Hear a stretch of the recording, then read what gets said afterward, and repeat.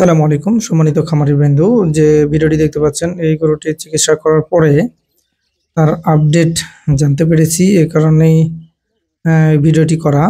এই বাসাতে একসঙ্গে দুইটি গরু ফুড পয়জনিং আক্রান্ত হয়। খাবার খাওয়াইছিল ধান, গম, ভুট্টা আর অন্যান্য উপাদান দিয়ে একটা মিক্সচার তৈরি করে সেই খাবার নিয়মিত খাওয়ান, সেই খাবারটাই খাওয়াইছেন। এটা হচ্ছে খামারির ভাষ্য। কিন্তু এক্সেসিভ পয়জনিং অর্থাৎ এক্সেসিভ গ্যাস হওয়া খাবারের ক্ষেত্রে বা ফুড পয়জনিং এর ক্ষেত্রে ফুড থেকে হয়ে থাকে যেটা, সেটা কখনোই শুধুমাত্র অর্ডিনারি খাবার থেকে হয় না।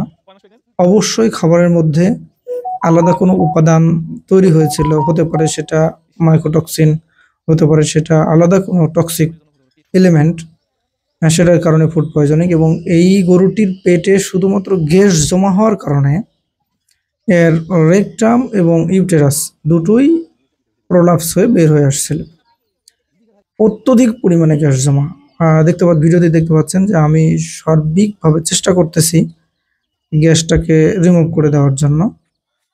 গ্যাস রিমুভ করে দিয়েছি ইনশাল্লাহ। একদিন পরে গরুটির অবস্থা মোটামুটি আল্লাহর রহমতে অনেকটাই ভালোর পথে।